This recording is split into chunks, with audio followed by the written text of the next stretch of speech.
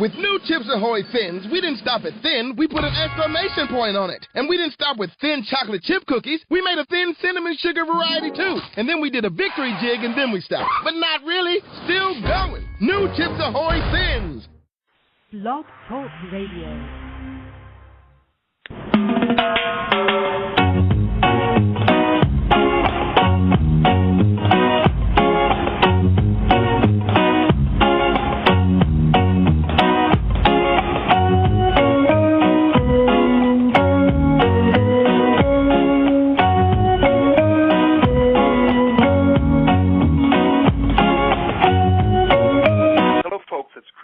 From Jamaicans.com, and we try to bring you great conversation with Jamaicans who are making a huge difference. And do I have a treat for you today?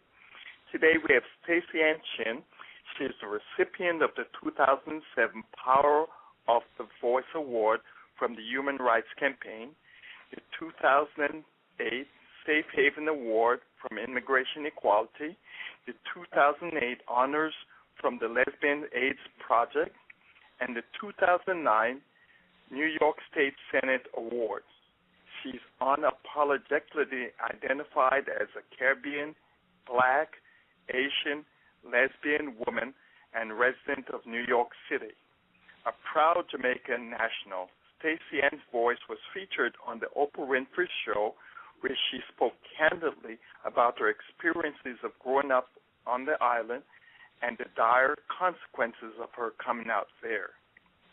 Widely known as a co-writer and original performer in the Tony Award-winning Russell Simmons' Deaf Poetry Jam on Broadway, her poetry has been seen in rousing cheers at different occasions. One-woman shows off-Broadway, writing workshops in Sweden, South Africa, and Australia. Chin's one-woman shows, Hands of Fire, Unspeakable Things, and Border Clash, all open to rave reviews at the cultural projects in New York City. Be it on 60 Minutes or in the New York Times, Stacyann has a reputation for telling it exactly as it is. She's also the author of the memoir, The Other Side of the Paradise. And to join me in doing this interview today is my co-host, Janice Maxwell of Jamaican Diaspora. Janice, take it away. Oh, thanks, Chris. Stacyann, we really appreciate you spending some time with us. April is National Poetry History Month, so to have one of our own at this particular time, we really appreciate you talking to us. So well, it's my pleasure to be here. Thank you so much for having me. Yeah. Tell us about your Jamaican roots. Where in Jamaica you hail from? I was born in Montego Bay, born in St. James, and then I left St. James to go to Kingston when I was 16 to go to university, and then I left for New York at 24. So basically, I'm half and half, basically. But you know, I'm rooted in Montego Bay, Jamaica. Yeah, fond memories for me as well in Montego Bay. You seem to have a wide and diverse education experience. How would you summarize it?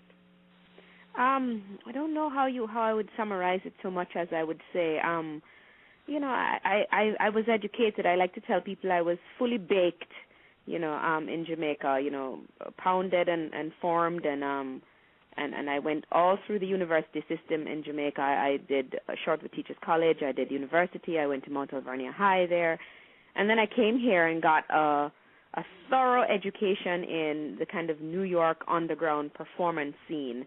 And then I've done theater here as well, and I've done a series of lectures in universities. I've taught in different places all over the world. It's been an interesting ride. It's been an interesting journey, and I'm very grateful to have had the experience of doing all those things in nearly 4 decades, you know. In the world of tweets, what is the role and purpose of a poet? Of tweets, you say? Yeah, tweets, the Twitter world. Of Twitter, you know. I guess, you know, the world we live in is the microwave age. You know, everything is quick. You stick it in there and it's done in 3 minutes. You know, dinner, the old days of making stew peas and stewing it all day and making soup all day and doing cow foot all day in the soup. Those days are long gone. Now I buy I buy Jamaican porridge. The Grace porridges come in a little packet. I stick them in the microwave, and I have omni-corn porridge for breakfast in 2 seconds. We live in a fast-moving world where communication is no longer left to the experts. Ordinary people can take a hold of their own voices, their own visions, and find an outlet for them online. I have about 5,000 people or 6,000 on Twitter. I have 7,000 on one Facebook page, and I have another 5,000 somewhere else. That means I have, roughly, 7 and 5, 12, and another 5. That's 17,000 people who I can immediately get a message to. And in turn, those people can take those messages and send them elsewhere. The Internet is an amazing, amazing invention and certainly amazing tool of our time. Quite true. When did you discover your rare talent as a poet and writer? I don't think it's so rare, I think so many people, there are so many amazingly talented people who hail from Jamaica and Iran and Pakistan. I think that, as I said, under pressure, some things become possible. When I came out as a lesbian in Jamaica and decided that Jamaica was not the safest place to be an out lesbian, I wanted to partner with a woman and have children with a woman and raise them with a partner who is a woman. And I didn't think Jamaica was the right place to do that, so I moved to the U.S. And when I came here, I discovered other problems here, like racism and the problems that immigrants face. And, I didn't find that America was the utopia that I was hoping for. I didn't necessarily. I didn't find the utopia. I didn't find the kind of happily ever after that I was looking for when I was young and completely taken up with being a lesbian. And now that I've but one thing America has given me is the ability to kind of jump right in and become a part of the world you wish to see. And so that's where I think I discovered my voice, and that's where I discovered the tool of writing as a weapon, as a weapon of choice in terms of this war against our people, this war against people of color, this war against immigrants, this war against lesbians, this war against poor people. I became a writer primarily because I wanted the world to be better.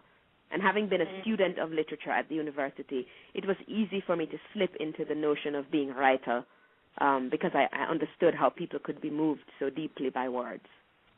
Who and what are the major influences that help you develop your poetic voice?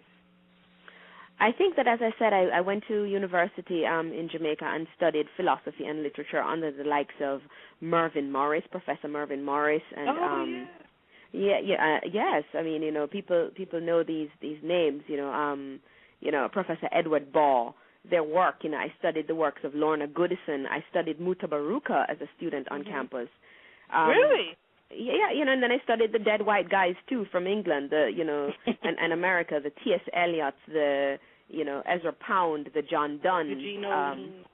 Yes, and then I read the works of Jean Rhys and just all Velma Pollard, all of these amazing writers who have and they laid have down something Jamaican to bring stories. to the table as well. But it's nice that you are immersed in knowing about your culture, because unfortunately a lot of us we're thoroughly colonialized and prefer the other. And I think to be a well-rounded person, you need to know everybody's. So I think that being a student on campus really encouraged me to take a bite out of everything, because the education I received on campus from 94 to 97 was invaluable in that I studied so many different kinds of voices that by the time I took to my own pen, I had a very good idea of what good writing was, what bad writing was, what was valuable, what was not, what was effective, and what was not. And speaking of knowing our voice as Jamaicans, how did Miss Lou's influence your style? Miss Lou? I think I studied. I also did a bunch of poems from Miss Lou's work on campus. But I remember as a child listening to Miss Lou on Ring Ding. Ring-a-ding. Right. Oh, and get that one. so I was sitting. I remember those voices. But Miss Lou is only a representation of what happens in Jamaica for real. Everybody in Jamaica can tell you a story. You say, okay, so what happened to you yesterday? Let me tell you what happened. Let me tell you now. Yesterday, no. So my grandmother, any day you would ask her, so grandma, how was, when did you move from Montego Bay to Kingston? And she said, well, I did always want to move to Kingston, because it was when your brother was born. I think your brother born 69. No, because Noel born 70. And he was born, said this one, and it was raining that way. Because, rain, no, rain again. Like, that was rain them times, And, and she's, before you know it, you are 2 hours in a story listening to something you hadn't asked for, but it actually contextualizes the world you come from. You find yourself becoming more deeply embedded in stories. Jamaica, long story, long water pea soup story. Everybody just, we are about stories. We cannot just say, just go up the road and turn left. They say, no, man, go up the road and you see the Kentucky Fried Chicken up there, right across the street from, the High-Low supermarket, and you go up a little bit further and, right, you find that Hope Road. Just on the left side of Hope Road there, you might find Hope Pastures, where them rich people live, and you on the right side, and you don't reach you yet, when all you're trying to do is go straight up the road and make a right when you see. It is how we are, we're dramatic, we're full of story. Yeah, and it's good that we have someone like you to share that to the world, at least give a voice to that world. How would you describe your style, and what's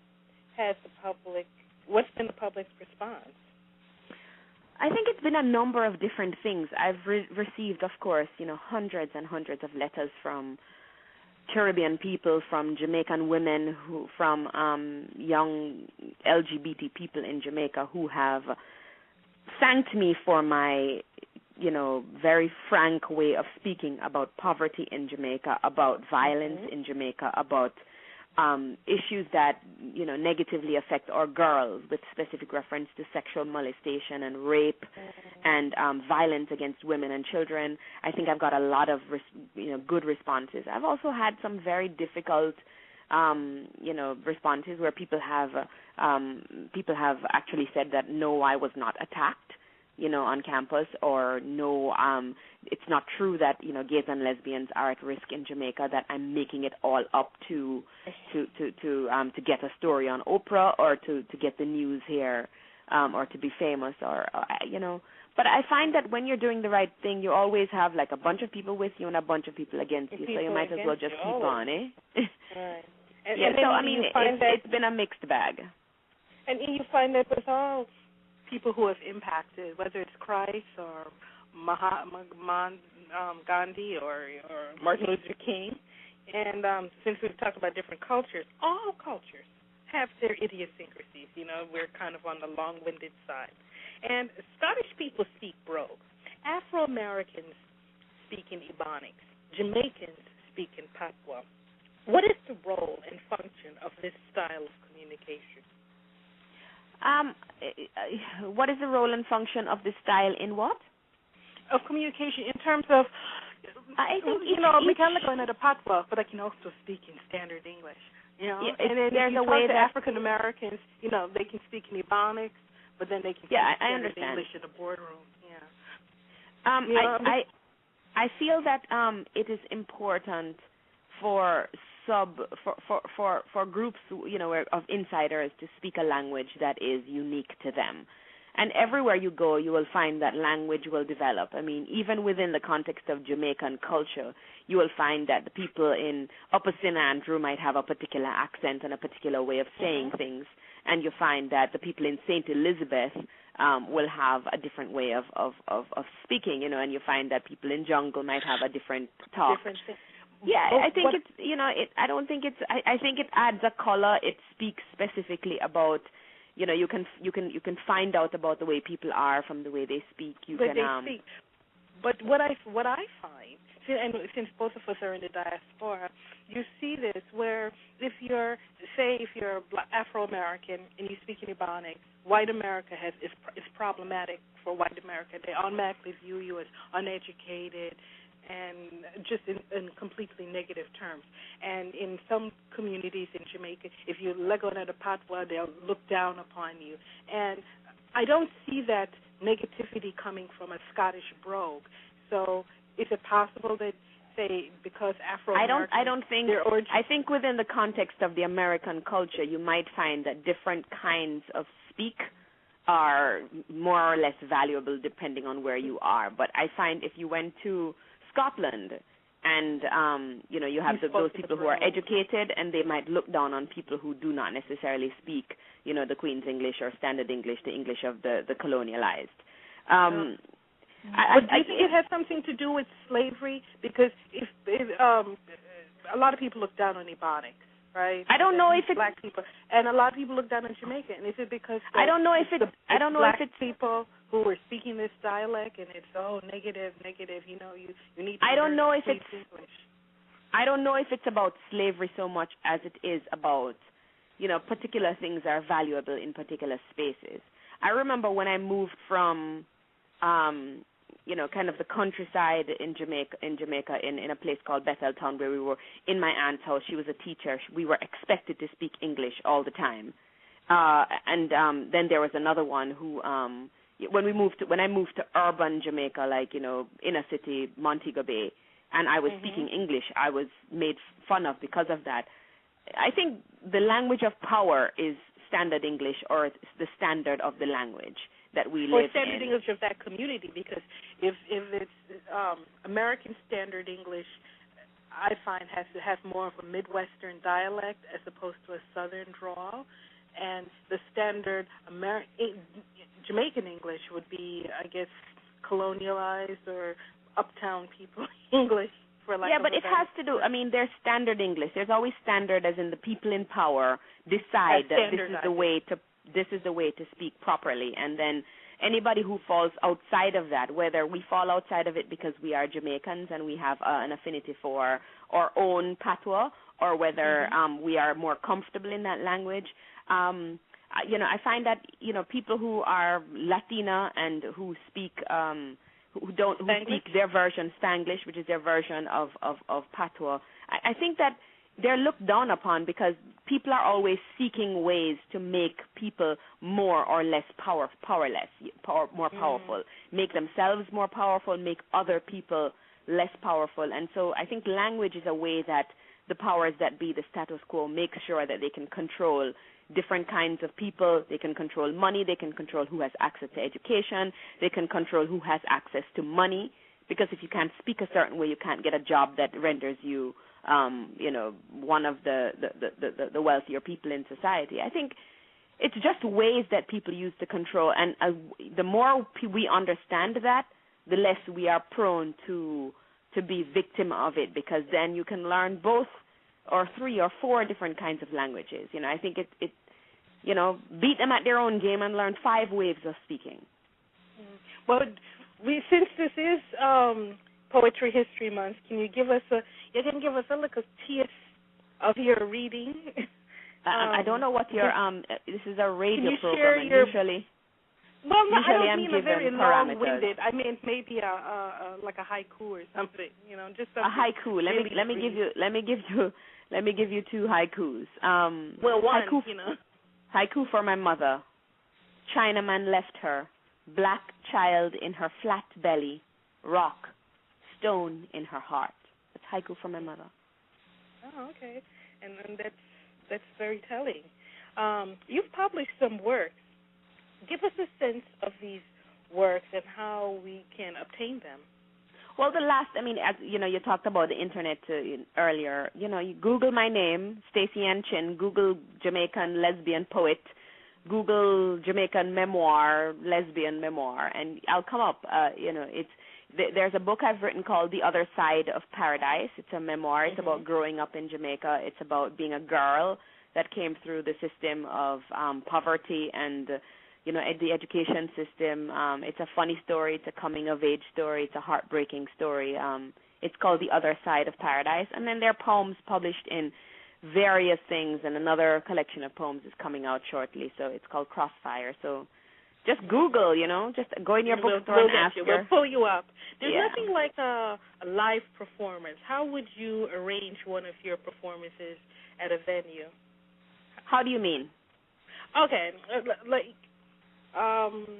people I'm invited. Like when they listen to, how would one arrange for your performances at a venue? They would send. Like, whoa. Okay, they would send an email. They would send an email to Chin Poet. My last name is Chin. My profession is I'm a poet. So chinpoet, one word, @gmail.com. CHINPOET @gmail.com. Send an email and we'll make it happen. Ah, okay. And we'll ask you for one more. Any parting words to ambitious poet? Just tell your own truth. Tell it honest. Tell it hard. Tell it relentless. Tell it in the face of fear. Tell it in the face of second thoughts about it. Tell it even when other people are telling you that truth is wrong. Just remain honest to yourself and keep telling it, keep writing it, keep speaking it anywhere that you have ears. And the work will matter to someone, and it may be one person or it might be 1 million people. You never know. Keep telling it. Yeah. So to learn more about Chris Daly, visit Jamaicans.com. His blog is Me Thinking. And to learn more about Jamaican Diaspora, visit Jamaican Diaspora. To learn about Stacyann Chin, visit Stacyann Chin. We're going to give you the last word on you told me you were going to give me 2 haikus, but I wanted to end the interview with you doing that second haiku. The mic haiku? Or whatever, or a poem, whatever you want to do. But the mic is yours. Okay. What should I do quickly now? I think a haiku is good because it's short. Haiku on turning 30. Look at me, writing poems, lobbying to make boobs sexy when they sag.